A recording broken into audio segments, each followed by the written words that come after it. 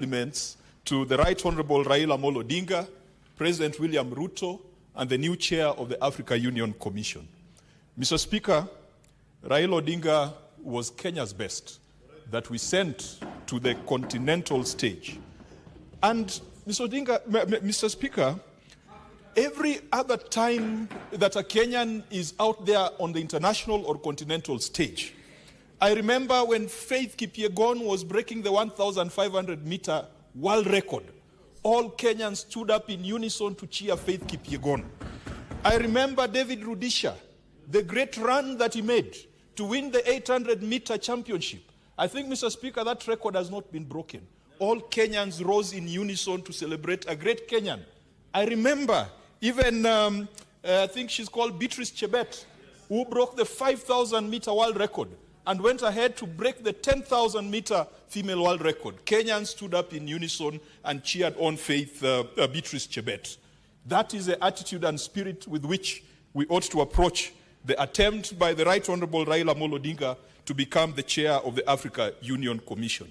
Mr. Speaker, I want to report to the House that the Right Honorable Raila Odinga, at this very moment, is in very good spirit, is in very good health, is unbowable, is unwoggable, is indefatigable, and is still committed to making Kenya a great nation.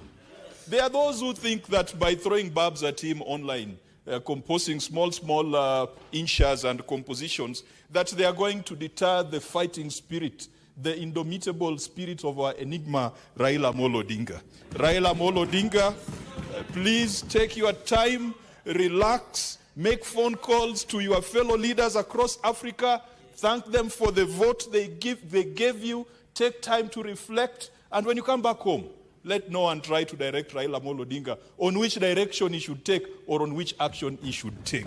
He is a man who knows only one thing, and what he knows is what is best for Kenya. Mr. Speaker, I also want to thank President William Ruto. It is not taken for granted that when a Kenyan comes up to run for a continental position, that the government will support that Kenyan. And Mr. Speaker, just next door, we have a friend of ours called Olara Otunu. Olara Otunu at some point reigned for the Secretary General of the United Nations. Olara Otunu was originally Ugandan by nationality, but because of local competition, Olara Otunu ran for the UN Secretary General position as an Ivorian citizen and not as a Ugandan citizen. Why? Because the government did not see it fit to support him. A Ugandan could take the citizenship of another country to run for a global position. Mr. Speaker, if we didn't have mature politics in this country, you would have found a situation where Raila Odinga is running for chair of the AUC with a South Sudanese citizenship or with a Ugandan citizenship. But William Ruto took this as Project Kenya. It was not Project William Ruto. This was Project Kenya. This was Kenya sending their best son to the continental stage. And William Ruto, we thank you because you walked the talk. You walked with the candidate. You opened doors for the candidate, and you allowed Raila Odinga, despite the political competition, to be a candidate for Kenya rather than a candidate for any political formation. I want to urge the government of Kenya and also urge this House.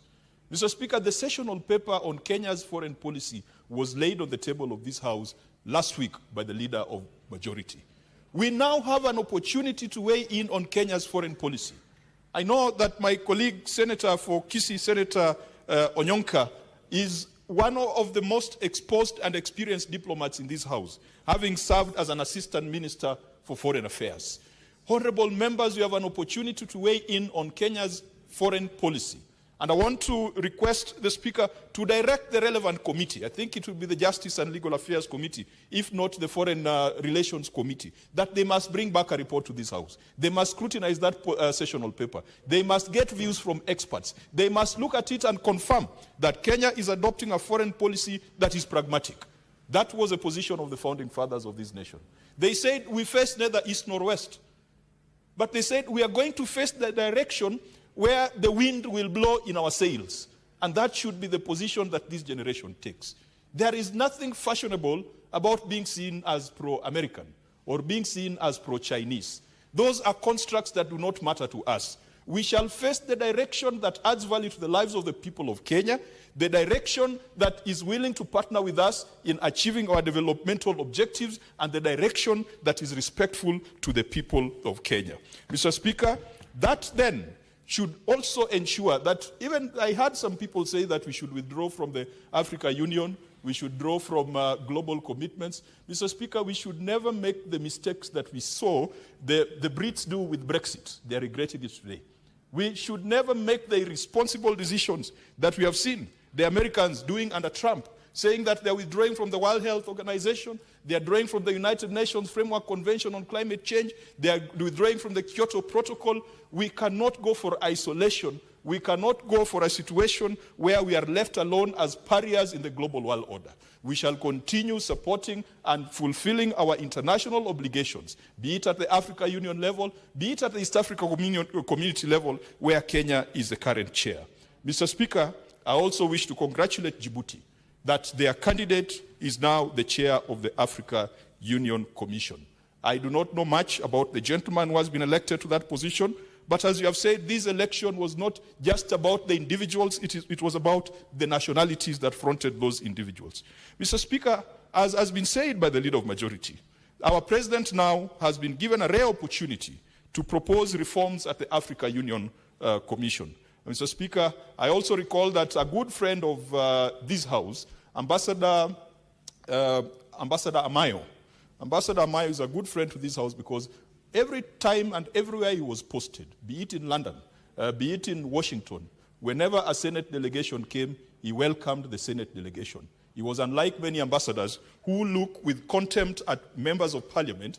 And Honorable Speaker, I can confirm that everywhere I found Ambassador Amayo, he was very respectful to parliament. He is also now Kenya's representative to the Africa Union for reforms, and that is a seasoned diplomat. I hope, working together with President Ruto, they'll be able to deal with the key issues that need to be transformed at the Africa Union Commission. In Africa, Mr. Speaker, there are still a lot of challenges that we now must ask the new Africa Union Commission chair to settle down and not to be drawn into Kenya's political and toxic social media wars, that he should now settle down and deal with the key challenges that are facing Africa. When Kenya proposed Right Honorable Raila'S to be the chair of the commission, we knew that the challenge that was ahead of us. In Africa, the Commission or the Africa Union has a target to silence the guns in Africa. Unfortunately, the guns are raging even louder. They are raging in Sudan. They are raging in Somalia. They are raging in Nigeria in the fight against Boko Haram. Mr. Speaker, the guns are not silent in Africa. That is what we are now challenging the new chair of the Commission to get down to business too, and not to go around in political rallies in Djibouti trying to rub it in that Kenya did not get that position. Mr. Speaker, the Africa Continental Free Trade Area was a matter or an idea that was excellent. It was mooted just around the time of COVID. Today, the Africa Continental Free Trade Area, Mr. Speaker, is non-operational because sovereign states are still unwilling to deal with the tariff and non-tariff barriers. They are still unwilling to align their legislation to build one common market in Africa. Mr. Speaker, within the Africa Union Commission or within the African territory, we have a coup belt that is running from West Africa through the Sahel, coming into Central Africa, and if you are not careful, it will go all the way to the Indian Ocean. Mr. Speaker, it is said that in Africa, you can travel from West to East Africa, going through countries that have got military dictatorships and leaderships that came to office through coup d'etats. That is the reason why the Africa Union was established, to deter leaders from taking over power through coup d'etats. Flights are still very expensive in Africa. If you want to go to West Africa, you have the unfortunate situation where sometimes you have to go to Doha or to Dubai for you to be able to land in Accra or to land in Guinea-Conakry. Mr. Speaker, those are the challenges that we expect that the new commission chair will deal with. Mr. Speaker, I want to finalize by urging fellow senators and urging all Kenyans that, having seen the situation and the terrain in the African continent, let us now turn to our country and make our country great. Mr. Speaker, the phrase, love your neighbor as you love yourself, appears in the Bible not just once. It appears 3 times. It appears in the book of Leviticus, the book of Mark and the book of Matthew. Love your neighbor as you love yourself. We cannot love Africa more than we love Kenya. This is a time for us to come back to Kenya and make Kenya great again. Mr. Speaker, we need to make Kenya great again. And I, as a leader of the Homa Bay delegation, am willing to partner and work with all the leaders in this republic who are willing to make Kenya great again. We are not going to make Kenya great through negative ethnicity. We are not going to make Kenya great through division. We are not going to make Kenya great through revisionism, where we want to go back to history and dwell on the justices or injustices that have been committed to us. Mr. Speaker, we will only be respected in Africa if we build a strong economy. Our economy is not growing at the rate that will make Kenya a superpower in Africa. We cannot afford to be growing at 4 or 5% when Tanzania is growing at 7%. We must put all our thoughts, our attention and efforts on growing an economy, and the least metric should be 7% annual growth. That is when we'll be respected. We have this misconceived notion that Kenya is still a great economy. We could be great now, but Mr. Speaker, if you remember the mathematics of approaching speed, there are smaller economies that are approaching us at a higher speed than we are moving. And if we are not careful, we'll be the smallest economy in East Africa. Mr. Speaker, we must spend on our military, and this is a conversation we must have. We are spending only 1% of our GDP on the military, and yet we are seeing guns pointed at Kenya from all corners. We are seeing drones pointed at Kenya from all corners. Mr. Speaker, the war in Syria has confirmed that your enemy does not need to be your neighbor, that Turkey can hammer Syria from wherever they are, that even Kenya can be hammered from Yemen, Kenya can be hammered from the UAE. This is a time for us to ask ourselves, is our military getting the right budgetary allocation? And are they making the right decisions with those budgets? Mr. Speaker, every time we go for a public holiday, we see those jets flying past. And to be honest, Mr. Speaker, since I was a little child, it is the same jets I've been seeing flying past. I wonder if there was a serious strife or any battle between Kenya and a neighboring state, whether those jets will be airworthy or whether they'll be able to go and attack the enemy. We must have that conversation. This idea of saying that the military is a closed black box that we cannot talk about, if we have a weak military, no one is going to give us respect. You have seen instances where, in the old saying, that the tail can wag a dog. You are seeing a tiny country, and I'm not going to mention names, a tiny country being able to ambush, attack, invade, and overthrow the president of another country which is 100 times its size. Mr. Speaker, this is a conversation we must have. We must come back to our education system. At some point, Kenya was a regional superpower because of our advanced education system. You had Ugandan professors coming to teach here. You had children coming from other countries to study in Kenya. Indeed, Mr. Speaker, this is the reason why diaspora remittances is our highest forex earner, because we trained and built a very strong pool of professionals. Mr. Speaker, I am willing to partner with a government that is willing to look at the CBC and to make the right decisions to make the CBC fit for purpose so that our education system still becomes attractive to the region. Mr. Speaker, our health sector, people from Tanzania a long time ago, they used to ask, why should you go to London for treatment when you can come to Nairobi Hospital? Why should you go to Germany when you can come to Aga Khan? Or when you can come to even Kenyatta National Hospital, Mr. Speaker, at some point was attracting tourists, medical tourists from the region. Those are the quiet ways of strengthening yourself on the continental stage, Mr. Speaker. It is not about how loud you are on Twitter. It is not, there's this thing called KOT, Kenyans on Twitter or Kenyans online. You only project strength through certain attributes, not noise making and not attacking other people online. Mr. Speaker, we need to go back to our transport sector. Our comparative advantage as a country, part of it is our location.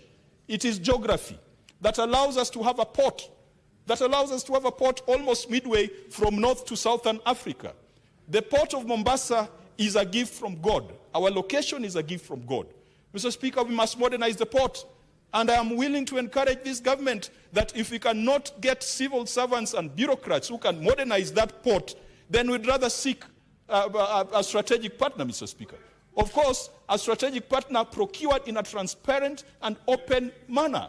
Mr. Speaker, we have gone with the liaison committee to Dubai. We went to DP World. And some members here, we went to DP World, they told us the kind of operations they're running all over the world. They're running ports in Manchester, they're running ports in China, they're running ports in the US. And us, we want to turn our ports into theaters for appointment of tribal and political loyalists. Mr. Speaker, we are not going to make it.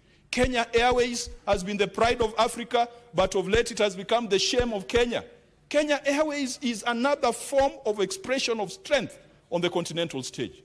But, Mr. Speaker, every time we travel, even members in this House would prefer to travel to fly Ethiopian, Emirates, Qatar, and not Kenya Airways. These are the fundamentals we must come back to. An SGR we built terminated nowhere in some field in Naivasha. How can you have an SGR that terminates in some place in Suswa? And yet there is no last mile for connectivity. We must put money, even if you are taking a loan, Mr. Speaker. I will support a loan request for extension of the SGR from Suswa to go all the way to Kisumu, to go all the way to Malaba, to go all the way to Uganda. That is how we can be relevant to the people of Uganda, not by shouting, but providing connectivity to them. Mr. Speaker, as I conclude, I want to urge the relevant committee that our foreign policy must be examined by this House. I want to urge the people of Kenya that when a Kenyan is out there on the international stage, we have an obligation to cheer them on. Otherwise, Mr. Speaker, you are going to have a situation where one day Faith Kipyegon is breaking a world record, and half of Kenya is cheering, and another half is not cheering Faith Kipyegon because she comes from the same village as the president. That is where we are heading to. You will have an untidy situation where Harambee Stars is playing and scoring goals. Half of Kenya is cheering, and the other half is not cheering because the team has Ogola, Otieno, Onyango, Wafula, Wekesa. We cannot build a country that is that petty. Mr. Speaker, I want to urge that this conversation in this House will be different from the conversation we had yesterday in the other House, and it will be different from the conversation we have had elsewhere. Because when it comes to issues of the original sin, we have a lot to say about the original sin in this country. The first deputy president to be thrown out of office without ceremony was Jaramogi Oginga Odinga. Jaramogi Oginga Odinga picked himself up. He did not go inciting hateful tribal sentiments. He went and formed the Kenya People's Union. Jaramogi Oginga Odinga was put in house detention. His son Raila Odinga was in detention for 8 years, fighting for this country. When he left detention, he didn't come out bitter. He didn't build artificial warriors and soldiers. He did a handshake with President Moi, which was unthinkable because for him, he was concerned about making Kenya great. There are people who have suffered in this country. And I don't want to make parallels. I don't want to draw comparisons because then we will be trying revisionism. Mr. Speaker, let us focus on making Kenya great. And negative ethnicity, the divisions that we are seeing, the belittling of certain communities that we are seeing, even in parliament and out there on the social media, is not going to work for this country. So, Speaker, I want to assure you that as perhaps one of the longest-serving members in this House on this side, and as you know, Mr. Speaker, when it comes to opposition, we know all the tricks and we have the stamina. We shall work together with a government that is committed to making Kenya great again. William Ruto, do not be distracted into negative ethnic conversation. Make Kenya great. Fix our military, fix our economy, fix our logistics, fix our health, fix our education. Make Kenya truly a Silicon Savannah. And you will have the unlimited support of Senator Moses Kajwang, the ODM Brigade, and by extension, Raila Odinga. Mr. Speaker, I second.